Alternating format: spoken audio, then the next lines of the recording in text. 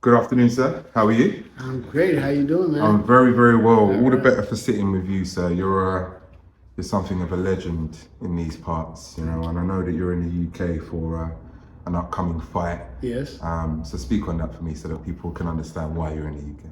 Yeah, so my fight is July the 25th, and it'll be against Matt Floyd. And before it was David Corso, but that kind of something happened and fell through. So they came up with Matt Floyd. He has, I guess, more of a bare knuckle type of background, boxing, if you will. And he's fought a couple of big fights. He's a little bit bigger than me. And, I just want to come out and show what I could still do at 53 years old. And, and pretty much teach these young fighters, like, to be real fighters, not jump around the ring and, do this type of stuff that they're doing, but, fight with your heart, you know what I'm saying? Put your heart into it and make the fans enjoy what you do, you know? So I think that that's my thing. I just love being in the ring, man, and this is the way. This is the only thing that I would rather do in the world is be in the ring, or teaching somebody how to do something, or coaching, or promoting, or managing anything that's dealing with boxing. That's all I want to do. Your opponent will no doubt be looking to take your scalp, right? But nothing I've ever witnessed from Sugar Shane Mosley suggests that you're here just to roll over. So speak on how you expect never. the fight. How you expect the fight. Never. He's he's gonna he's gonna he's gonna feel the full pressure of what Sugar Shane Mosley is about. I'm not about rolling over. I'm not about just coming here and what people do. They come to pick up checks and stuff like that. And this is not that much money anyway. This is just to let the people see. The Sugar Shane's still alive. Sugar Shane's still ready to go. He's still ready to do things. I'm not in the dirt. I'm not dead. I'm here. I'm not going nowhere. You've never fought here before, have you? No, That's I crazy. When I no. looked at your record and I was going through it, I was like, wow, this guy, he's never fought in the UK. Why? Well, what happened? I bet there must have been an opportunity, but didn't transpire. There was never, nobody ever say anything about coming to the UK to fight. They didn't want to smoke over here. Is that what it was? I don't know if it's that. I just don't think that at that time, the only person I fought that was from here, what was his name? There's the one guy that I fought, and I knocked him out in the third round. He was from the UK, but I only fought one person from the UK. I never fought two people from the UK. So I don't think there was any, like you said, there was probably no opportunity here to fight in the UK because there was not a UK fighter to fight. In that weight class. Okay. Yeah, and that was at the time, Yeah. Adrian Stone, I think was his name. Right, okay. Yeah. What were some of your more memorable fights? Well, the first one was Oscar De La Hoya at the Staples Center. Well, actually, that was the second one. The first one was the one with Philip Holiday when I won the lightweight title of the world and became a lightweight champion. And then from there, I had 8 defenses all by knockout. Then moved to welterweight and went after Oscar, and that was memorable. And then the next one was on Margarito. Well, it's the ones where they were counting me out. And they thinking, oh, he can't do it. He's too small, or he's this, or he's that, he's too old, whatever the hell they want to say. And I think that's when I perform at my best is when they cut me out. So yeah, keep counting me out. But go ahead. I was gonna say those periods, like so Ronald Wright, all right? Yeah. Those back-to-back fights. I think after that, you went on a tear. You was like stepping up literally every fight. It's like Collazo, it was Mayorga, it was Vargas twice, right? So the other fights that I lost, I was injured a lot. Even with Vernon Forrest, I was injured. I popped my hernia when I fought Shannon Taylor, and then right after the fight, I had to get surgery, and then I fought Vernon, I think 5 or 6 months later. Yeah, okay. So with Pacquiao, I popped my Achilles playing basketball. Had to fight it 4 months later. Wow. With 4 months after I popped Achilles. Yeah, 4 months. I fought 4 months after. deep. That's why I have blood blisters on the bottom of my right foot. People don't know that, right? I didn't know that. No, Yeah, no, that makes sense now. Yeah, Right? that's why he said, oh, he had blood blisters on the bottom of his back foot. Remember that? Yeah. So that's why I had the blood blisters, because I popped my Achilles and I was on my back foot trying to try whatever, right? Mayweather, I snowboard accident. You know what I'm saying? I pulled my groin, so I had a lot of injuries with a lot of different fights that I lost, and then I was even with Canelo, I wasn't all the way healed when I fought Canelo at 154. So, it is what it is. I'm a warrior. I fight anybody. I fight anytime, even if it's to my detriment. So that was my reason. And for Winky Wright, he was just too big, and had a difficult style, softball style that was hard for me to fight. I mean, South was always hard, difficult anyway. Yeah, it's just a difficult fight. So really, no excuse with that one. Just that he was just a bigger and better man, and I think that was my hardest fight. So, but other than that, I mean, a lot of these guys I fought, I wasn't even at my best. That I lost. Vernon for the second fight could win either way, but they gave it to him because he was a champion. It was a boring fight anyway. It was a really boring fight anyway. I think the second fight, but Vernon, nevertheless, is a great fighter, and it was a harder fight for me to fight because of his lanky, tall style. But nevertheless, all kudos to him, and rest in peace and all that stuff to Vernon Forrest. He was a great fighter. Yeah, he was. But needless to say is but yeah, I mean, the high points of my career was, when the lightweight title was beating Oscar, was beating Margarito, and shut the naysayers down. And now the highlight of my career is going to be, at the end of it, is coming back and, doing things that people think I can't do and tell me that I can't do and will try to stop me from doing. So go ahead. With that said then, you're 53 as you've outlined. Yeah. Extensive career behind you. I'm just going to go to record. I just want to go ahead and fight Manny Pacquiao and fight Mayweather. Right. So I'm going to get Manny Pacquiao. I want Manny Pacquiao next. Yeah.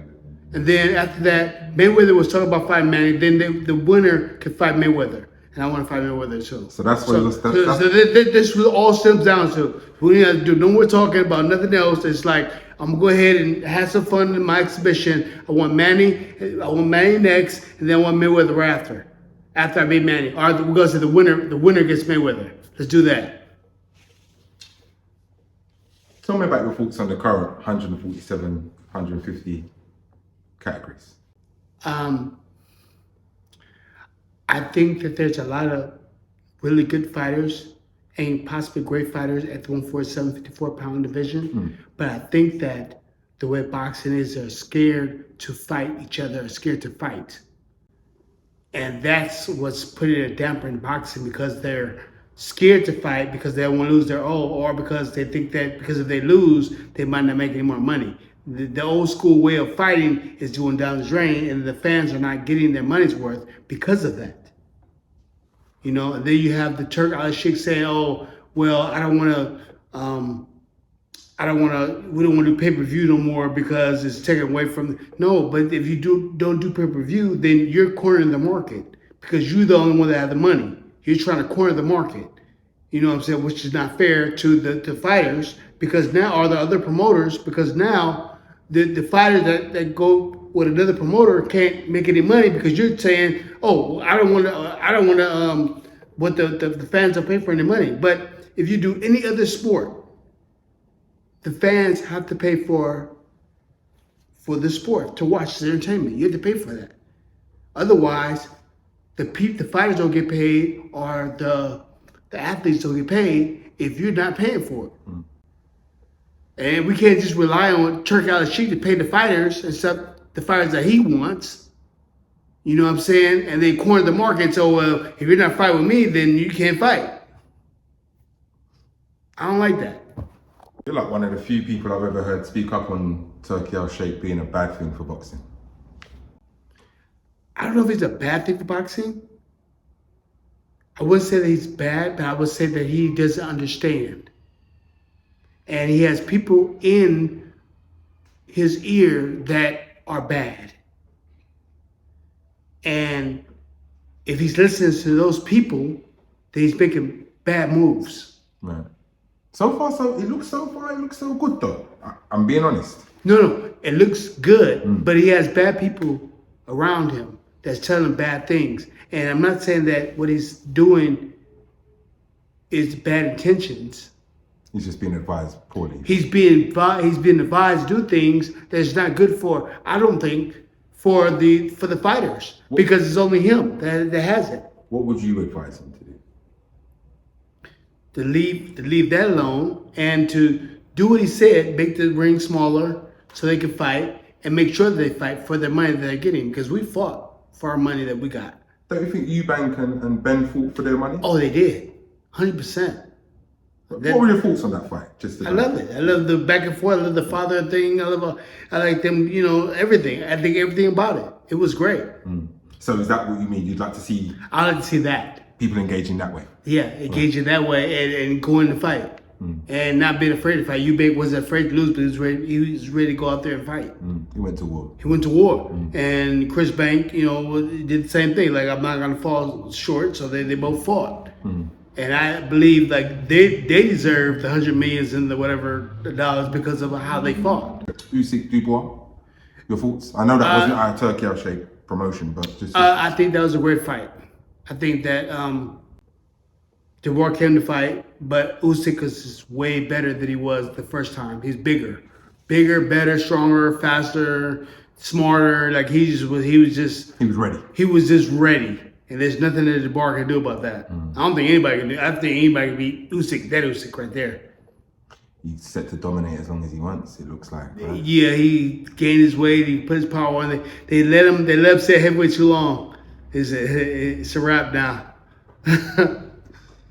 Away from boxing, what have you been up to, Sugar Shane? What have you been doing to chill out, relax? That's all I do is box. That's how chill. Because you're in great shape, I must say. This is what I do. I go to the gym, spar with different kids, and do all my different things like that. This is what I do. I love boxing. I love that. I don't want to do anything else.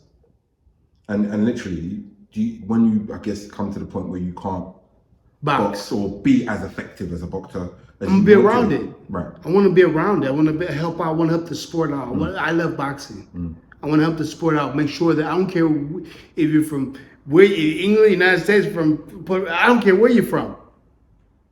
You know what I'm saying? Russia, whatever. I don't care. I love boxing. I'm a boxing person. So if it has anything to do with boxing, then I'm all for it. I'm giving myself to that. Can I bring your dad in? Dad, thanks for jumping in. I really appreciate it. My pleasure. Your son's a living legend. I heard you singing in the background, and I think you're a legend. I think you're a legend in your own right? But you're just not sharing it with us. Yeah. But talk about your son's achievements and just kind of being the dad that helped to build the character that sits right beside you.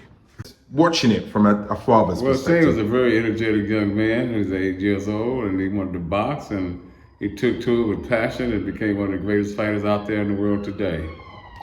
And his passion for boxing and the fact he still wants to box at 53. Right. I think if he retires from boxing, he'll be a great trainer also. So he's going to be around boxing, I guess, for the rest of his life because he likes it that much. So. And I do too. I'm still around it myself, and I'm 80 years old, so. I was going to ask you that, Dad. You look really good. Like, do you feel 80? Or everything's great, man. Everything's tremendously put together. So how do you keep, such energy about Eat good food. and we eat that. Stay busy, don't smoke no cigarettes, don't drink alcohol and stuff like that. The sugars break you down, so I don't mess with refined sugar and stuff like that. So you keep it natural. You gotta keep yourself ready. All right, the two of you look good to go. So how long has your son got left in him in terms of being how much a boxer? You got left in him? Yeah, how long has he got left? Oh, you gotta watch some Shadowbox right quick. That'll show you everything. So say that again? I said if you watch some Shadowbox right quick, that'll show you everything. He's got a whole lot to take. And you're all right with him being in the ring, even though he's been there and done it? I think he's going to do a tremendous job come Friday, July 25th. Friday, 25th. Yeah. Thank you for both for your time. I really appreciate it. This is courtesy of Rep That TV. If they looked after you, I know that you went down to the studio at Blue Canary. How was that? The group photo shoot? Good? Oh, it's great. I did the photo shoot, all the fighters, everybody there, you know, the energy in the room.